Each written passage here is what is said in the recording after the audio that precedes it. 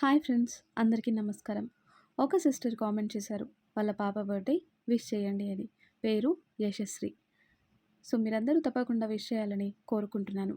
Yashasvi, happy birthday తల్లి. నువ్వు ఇలాంటి పుట్టినరోజులు మరెన్నో జరుపుకోవాలని మనస్ఫూర్తిగా కోరుకుంటున్నాను. మరి ఈ రోజు కథ నా ప్రాణం నీ కోసం, ఎపిసోడ్ నెంబర్ 32. ఈ స్టోరీ మీకు నచ్చితే తప్పకుండా లైక్ చేసి మన ఛానల్ని సబ్స్క్రైబ్ చేసుకోండి. ఇక స్టోరీలోకి వెళ్దాం. Good morning sir. Good morning madam. Welcome. First time మేడంతో ఆఫీస్లో అడుగు పెడుతున్నారు అంటూ వాళ్ళిద్దరికీ కలిపి బొకే ఇస్తుంటే చిన్న చిరునవ్వుతో థ్యాంక్స్ అంటూ తీసుకుంటారు. మొదటిసారి రుద్ర నవ్వు చూసిన సీఈఓ షాక్ అయిపోతాడు. ఎందుకంటే ఇప్పటి వరకు ఎప్పుడు కూడా రుద్ర నవ్వటం చూడలేదు. చాలా స్ట్రిక్ట్గా ఉంటాడు. సీరియస్గా ఉండటం మాత్రమే చూసిన వాళ్ళు ఇప్పుడు రుద్ర మొహంలో నవ్వుకి మగవాళ్ళు ఆశ్చర్యంగా అద్భుతంగా చూస్తుంటే ఆడపిల్లలు మాత్రం సొల్లు కార్చుకొని చూస్తుంటారు. రుద్ర అంటే పాడి చచ్చేవాళ్ళు చాలామందే ఉంటారు. కాకపోతే రుద్ర మీద భయం వల్ల ఓ కడుగు కూడా వేయటానికి వణికిపోతారు. తన దరిదాపుల్లో కూడా ఎవరి చూపు పడనివ్వడు. ఎక్స్ట్రాలు చేస్తే ఏం జరుగుతుందో వాళ్ళకి తెలుసు. అందుకే ఎవరు సాహసం చేయరు. వాళ్ళు రుద్రని అలా చూడటం వేదాకి నచ్చటం లేదు. లోపలికి వెళ్దామా అన్నట్లు రుద్ర వైపు చూస్తే కామంటూ రుద్ర వేద చేయి పట్టుకుని లోపలికి తీసుకుని వెళ్తారు. రుద్ర పక్కనున్న వేద ఎవరో రుద్ర పక్కన ఎందుకుందో అర్థం కాక అందరూ జుట్టు పీక్కుంటారు. జెలస్గా చూస్తుంటారు వేద వైపు. వేద అందరినీ గమనిస్తూనే రుద్రతో కలిసి లోపలికి వెళ్తుంది. స్టాఫ్ అందరి మధ్యలో నిలబడి హాయ్ ఎవ్రీబడి అంటూ విష్ చేసి వేద భుజం చుట్టూ చేయేసి she my wife Vedashree Rudra Ayaan Varma అంటూ వేదాని వైఫ్గా అందరి ముందు అనౌన్స్ చేసి వేద ఎవరు అన్న వాళ్ళ డౌట్ని క్లారిఫై చేస్తాడు. హలో ఆల్ అంటూ వేద చిన్నగా హాయ్ చెప్తుంది. సార్కి పెళ్ళయిందా అని అందరూ షాక్ అవుతారు. అమ్మాయిలకైతే టైర్లో గాలి తీసేసినట్టయింది. కొందరు హ్యాపీగా ఫీల్ అయితే మరికొందరు అసూయగా ఫీల్ అవుతారు. అందరూ క్లాప్స్ కొట్టి కంగ్రాట్స్ సార్ అంటారు. వేద పేరు చెప్పగానే సార్ ఒకటి అడగొచ్చా, రుద్వేద్ అంటే మేడం పేరే కదా సార్ అని మేనేజర్ అంటుంటే చిన్న స్మైల్ ఇచ్చి అవును అంటాడు. లవ్ మ్యారేజా సార్ అని కొందరు అడుగుతుంటే it's my personal, no more questions, మీ అందరికీ 2 months బోనస్ గిఫ్ట్గా వస్తుంది అంటూ ప్రకటించగానే అందరూ క్లాప్స్ కొట్టి థ్యాంక్స్ సార్ అంటారు.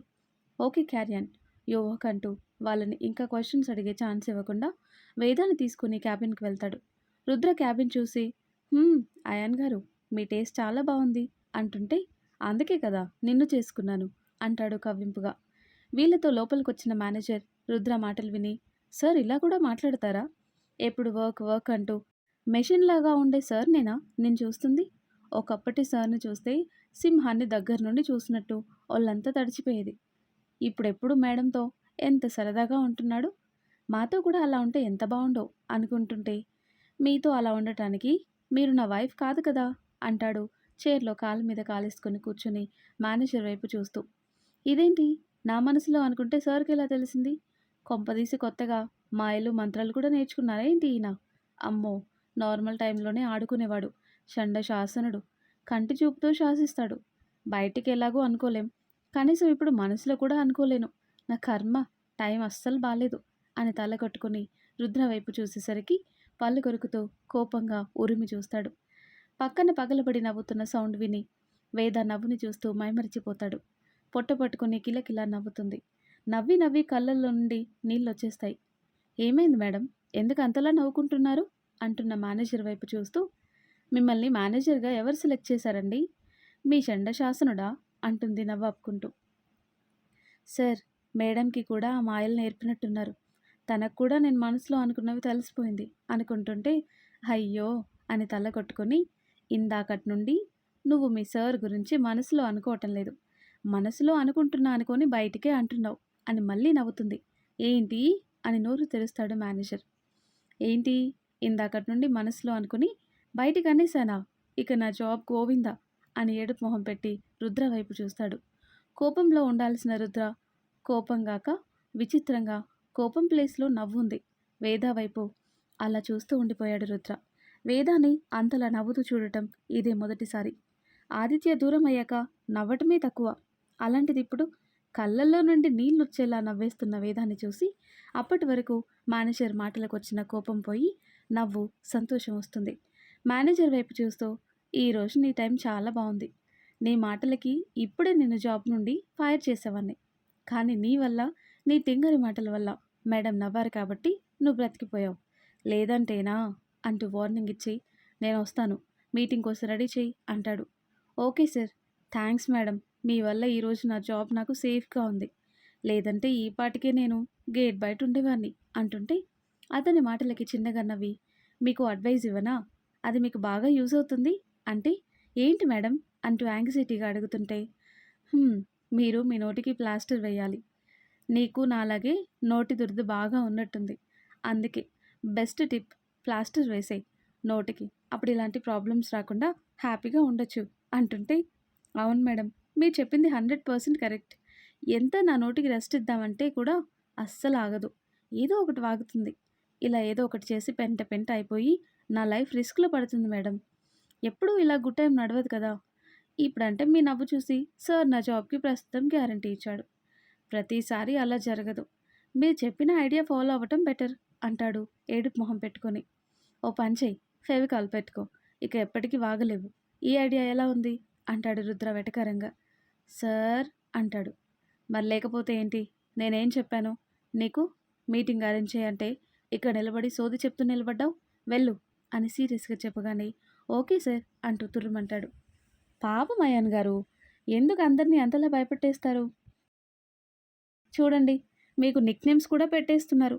సింహం, అలాగే షండశాసనుడు అంటూ. అని నవ్వుతుంటే, ఓయ్ శ్రీ! నువ్వు కూడానా? వాళ్ళలో ఆ భయం లేకపోతే వాళ్ళు వర్క్ చేయరు. మన నెత్తి మీదెక్కి డాన్స్ చేస్తారు. అయినా తమరేమైనా తక్కువా?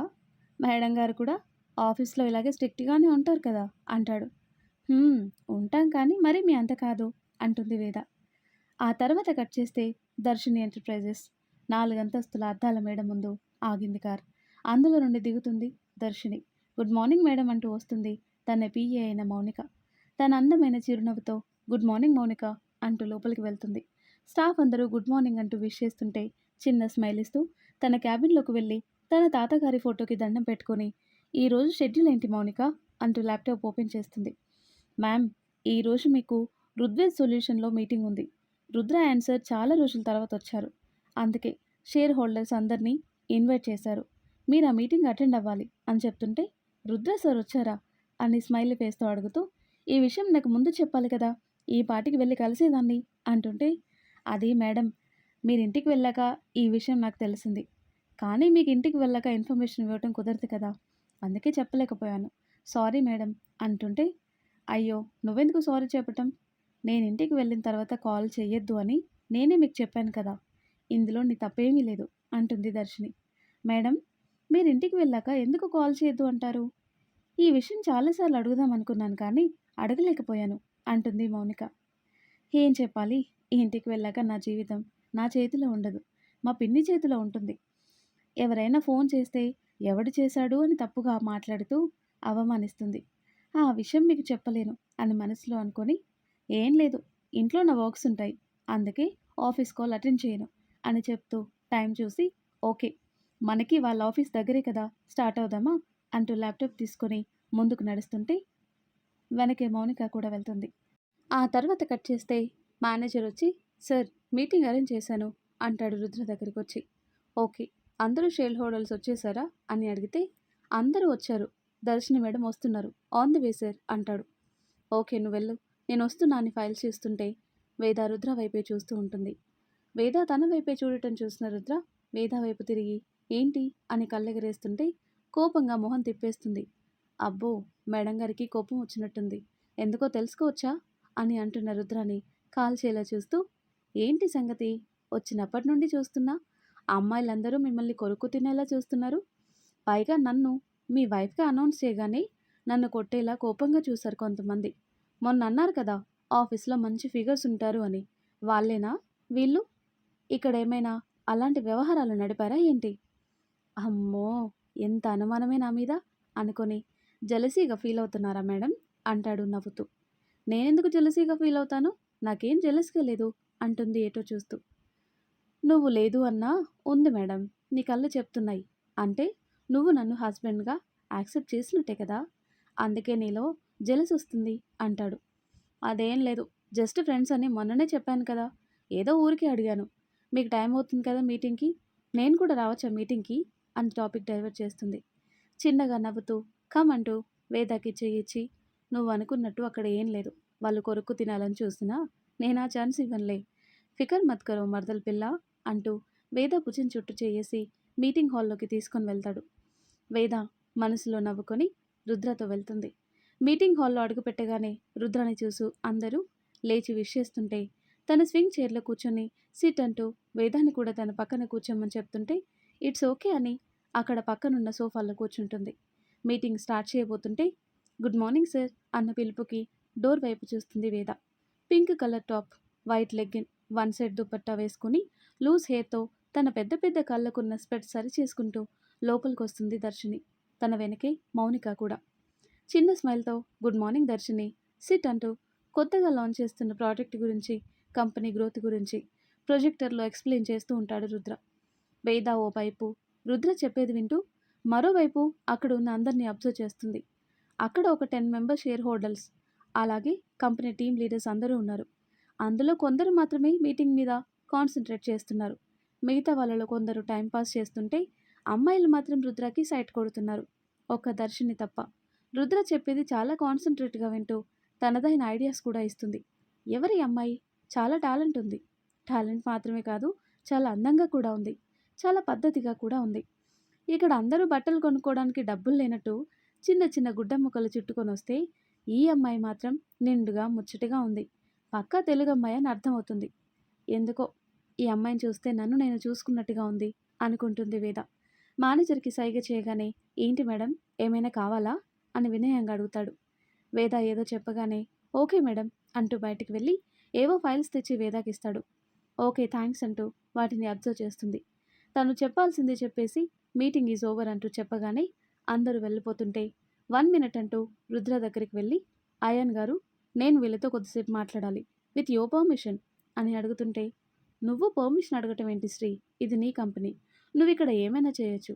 You have full rights on our company, you are queen of my kingdom, నువ్వేం చేయాలి అనుకుంటే అది చెయ్యి అంటూ పక్కకు తప్పుకొని వేద ఏం చెప్పాలనుకుంటుందో అని చూస్తాడు. వేద రుద్ర సీట్ దగ్గర నిలబడి మీలో కొంతమంది వెళ్ళొచ్చు అని ఎవరైతే కాన్సన్ట్రేట్గా విన్నారో వాళ్ళని పంపించి మిగతా వాళ్ళని ఉంచేస్తుంది. వాళ్ళని పంపించి మమ్మల్ని ఎందుకు ఉండమని చెప్పింది అనుకుంటారు వాళ్ళందరూ. చేతులు కట్టుకొని వాళ్ళ వైపు సీరియస్గా చూస్తూ ఏంటి మమ్మల్ని ఎందుకు ఇక్కడ ఉండమని చెప్పాను అనే కదా మీ డౌట్. మీకు స్పెషల్ గిఫ్ట్ ఇవ్వాలి. మీ వల్ల కంపెనీకి చాలా మంచి ప్రాఫిట్స్ వచ్చాయి. అందుకే గిఫ్ట్ ఇద్దామని ఉండమని చెప్పాను అంటుంది. గిఫ్ట్ అనగానే చంకలు గుద్దుకొని నిజమా మేడం అంటూ పల్లెకిలిస్తుంటే నిజం.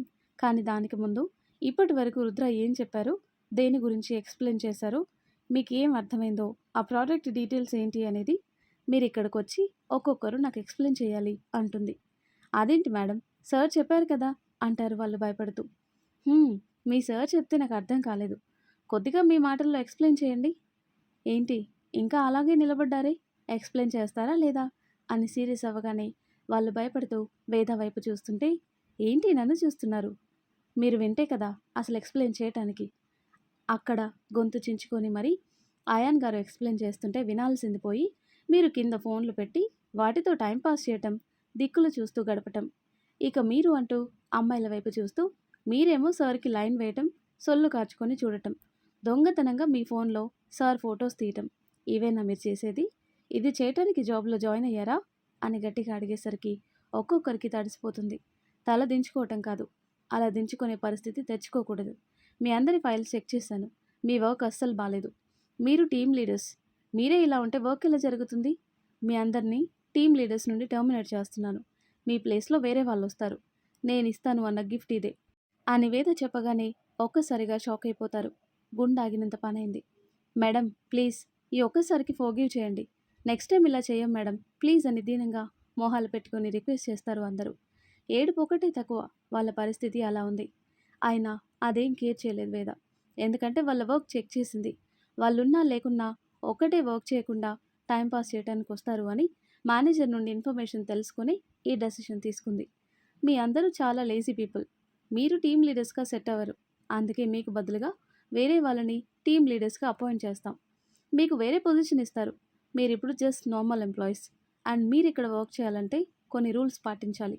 ముఖ్యంగా మీరు అంటూ అమ్మాయిలకి వేలు చూపించి ఇలాంటి చెత్త డ్రెస్ వేసుకొని రావటానికి వీల్లేదు. పర్ఫెక్ట్‌గా ఫార్మల్ డ్రెస్‌లో రావాలి. లేదంటే ఆ వీక్ సాలరీ మొత్తం కట్ అవుతుంది. అలాగే వర్క్ ప్లేస్‌లో ఫోన్స్ యూజ్ చేయకూడదు. జస్ట్ ఎమర్జెన్సీ కాల్స్ అటెండ్ చేయాలి. సీసీ కెమెరాస్‌లో అన్నీ అబ్జర్వ్ చేస్తారు. ఒక్కో రూల్ చెప్తుంటే వాళ్ళ గుండెలో తూటాలా దిగుతుంది. తల్ల గిర్రున తిరిగిపోతుంది. వేదాని అలా చూస్తూ రుద్ర కూడా ఫ్రీజ్ అయిపోతాడు. గర్వంగా అనిపించింది. రాక్షసి! ఎప్పుడు అబ్జర్వ్ చేశావే ఇవన్నీ? వీళ్ళ గురించి ఇంత తొందరగా ఎలా స్టడీ చేశావు? నేనే అంటే నా బంగారం ఇంకా స్ట్రిక్ట్. పాపం వాళ్ళని హడలు కొట్టేస్తుంది. రాక్షసి! నిన్నిలా చూస్తుంటే ఇప్పుడే ఇక్కడే ముద్దు పెట్టుకోవాలనిపిస్తుంది. వేద వాళ్ళకి స్ట్రిక్ట్‌గా వార్నింగ్ ఇచ్చి ఇక నుండి ఒళ్ళు దగ్గర పెట్టుకొని వర్క్ చేయాలి. మిమ్మల్ని ఎప్పటికప్పుడు స్పై చేస్తారు. ఏదన్నా తేడా జరిగిందని తెలిస్తే మాత్రం మీ జాబ్‌కి గ్యారంటీ ఉండదు అని స్ట్రిక్ట్‌గా చెప్పి ఇక వెళ్ళండి అంటుంది. ఓకే మేడం అని తలదించుకొని వెళ్తుంటే ఒక అమ్మాయిని ఆపి నువ్వాగు, నీ ఫోన్ ఇవ్వు అంటూ తన ఫోన్ లాక్కొని ఇందాక దొంగతనంగా తీసిన రుద్ర ఫొటోస్ డిలీట్ చేసి ఇలాంటి పిచ్చి పనులు ఇక్కడ కాదు, వేరే వాళ్ళ దగ్గర చెయ్యి అంటూ ఫోన్ విసిరి ఇక వెళ్ళు అని వేద చెప్పగానే అమ్మో! సార్ స్ట్రిక్ట్ అంటే ఈవిడ అంతకి 10 రెట్లు డేంజర్‌లా ఉంది. బాబోయ్! అనుకుంటూ అక్కడి నుండి వెళ్తుంది. వాళ్ళు వెళ్ళగానే రుద్ర వైపు చూస్తుంది. నేను చేసింది మీకేమైనా కోపం తెప్పించిందా? తప్పుగా చేశానా? అని అడుగుతుంటే వేదాన్ని గట్టిగా హగ్ చేసుకొని చాలా నచ్చావు మర్దల్. నువ్వు చేసింది ఏం తప్పు కాదు. నేను చేయాల్సింది నువ్వు చేశావు. నేను కూడా రెక్టిఫై చేయలేని వాళ్ళ లోపాలు గుర్తించి మంచి పని చేశావు అంటాడు రుద్ర. అలా వాళ్ళు హగ్ చేసుకునేసరికి దర్శిని చిన్నగా అని దగ్గగానే వేదాకి దూరం జరిగి దర్శిని వైపు చూస్తుంటే దర్శిని మాత్రం హాయ్ రుద్ర సార్, ఎలా ఉన్నారు? వస్తున్నట్టు కూడా చెప్పలేదు. ముందే చెప్పొచ్చు కదా అని మొహం చిన్నపుచ్చుకొని అడుగుతుంటే నీకు సర్ప్రైజ్ ఇవ్వాలని ముందుగా చెప్పలేదు అంటూ వేద ఇలా రా అని వేదాన్ని పిలుస్తాడు రుద్ర. వేద వెళ్ళి రుద్ర పక్కన నిలబడి రుద్రాని దర్శిని మార్చి మార్చి చూస్తుంది. ఎందుకంటే తను చూసినప్పటి నుండి రుద్ర ఏ అమ్మాయితో ఇంత ఫ్రీగా మాట్లాడటం వేద చూడలేదు అనుకుంటుంది. నేను లాస్ట్ ఇయర్ ఇక్కడికి వచ్చినప్పుడు అన్నావు కదా, నెక్స్ట్ టైం ఖచ్చితంగా అక్కతో కలిసి వస్తారు చూడండి అని. అదే నిజమైంది. నీ నోటి పుణ్యమా అని నిజంగానే ఈసారి మీ అక్కతోనే వచ్చాను అంటూ వేదాన్ని చూపిస్తుంటే దర్శిని చిన్నపిల్లల ఎక్సైట్ అవుతూ అంటే తనే నా వేద అంటే అని వేద చేయి పట్టుకొని హాయ్ వేద అక్క అంటుంది. హాయ్ అని చిన్నగా చెప్పి ఎవరు అన్నట్టు రుద్ర వైపు చూస్తుంటే తన పేరు దర్శిని. నేనిప్పుడు ఇలా ఉన్నాను అంటే దానికి కారణం వీళ్ళ తాతయ్య చక్రవర్తి. ఆయనే నా ఇన్స్పిరేషన్. రీసెంట్గా చనిపోయారు. అప్పటి నుండి వాళ్ళ కంపెనీ చూసుకోవటానికి ఎవరూ లేకపోవడంతో కొన్ని డేస్ తనకి ట్రైనింగ్ ఇచ్చాను. తర్వాత తనే ఆఫీస్ చూసుకోవటం స్టార్ట్ చేసింది. వెరీ టాలెంటెడ్ అని దర్శిని గురించి చెప్తాడు. ఇందాక చూశాను, చాలా టాలెంట్ ఉంది అంటూ దర్శిని మీకు నా గురించి తెలుసా అని అడిగితే హా సార్, మీరు పెళ్లి చేసుకోరా అంటే ఒక అమ్మాయిని ఇష్టపడుతున్నా, తన కోసం వెతుకుతున్నా అని చెప్పారు. అలా తెలుసు. ఫైనల్లీ మీరు దొరికారు. చాలా హ్యాపీగా ఉంది. మీరు చాలా లక్కీ. అక్క, సార్ చాలా మంచివాళ్ళు. తనే నా గురువు అని చెప్తుంది దర్శిని. పద క్యాబిన్లో కూర్చొని మాట్లాడుకుందాం అని వాళ్ళకి క్యాబిన్కి తీసుకుని వెళ్ళి వాళ్ళ కోసం జ్యూస్ ఆర్డర్ చేస్తాడు. జ్యూస్ తాగుతూ ఆయన ఏంటి సార్, అక్క దొరకగానే నాకు చెప్పాలనిపించలేదా? కనీసం మీ పెళ్ళికి కూడా పిలవలేదు. నేను హర్ట్ అయ్యాను సార్ అని బుంగమూతి పెట్టుకుంటుంది. తన చిన్నపిల్ల మనస్తత్వం తెలిసిన రుద్ర నవ్వి ఆ టైం అలాంటిది దర్శిని, ఇంకా ఎవరికీ తెలియదు పెళ్లి గురించి. ఈరోజే ఇక్కడ అనౌన్స్ చేశాను. ఎవరికీ తెలీదు, లేదంటే ఇప్పటికే న్యూస్ పేపర్లో వచ్చేది కదా అంటాడు. పెళ్ళికి పిలవకపోతే ఏంటి, ఇప్పుడు నేను పిలుస్తున్నా, రేపు లంచ్కి ఇంటికి రావాలి నువ్వు అని పిలుస్తుంది వేద. అయ్యో పర్లేదక్క, ఏదో సరదాగా అన్నాను అంటుంది దర్శిని. నువ్వు సరదాగా అయినా నేను సీరియస్గా నిజంగానే పిలుస్తున్నా. అక్క అని పిలిచావు, మరి అక్క పిలిస్తే రావా అని వేద అనగానే సరే అక్క, నువ్వంత ప్రేమతో పిలిస్తే ఎందుకు రాను, తప్పకుండా వస్తాను అంటుంది. కొద్దిసేపు ఉండి ఓకే సార్ వర్క్ ఉంది అని బాయ్ చెప్పేసి వెళ్తుంది దర్శిని. వేద కూడా మీటింగ్కి టైం ఇవ్వటంతో వేదాన్ని తీసుకుని వెళ్తాడు రుద్ర. మరి ఆ తర్వాత ఏం జరుగుతుందో నెక్స్ట్ వీడియోలో తెలుసుకుందాం ఫ్రెండ్స్. నెక్స్ట్ పార్ట్ చాలా ఇంట్రెస్టింగ్గా ఉంటుంది. ఎప్పటి నుండో రుద్ర వేద గతం గురించి చూస్తున్నాను కదా, అది తెలియాలంటే రేపటి ఎపిసోడ్ ఫాలో అవ్వండి. వేద రుద్రాల యొక్క గతం ఏంటో మీకు తెలుస్తుంది. మరి ఈ వీడియో మీకు నచ్చితే తప్పకుండా లైక్ చేసి మన ఛానల్ని సబ్స్క్రైబ్ చేయండి. Thanks for watching.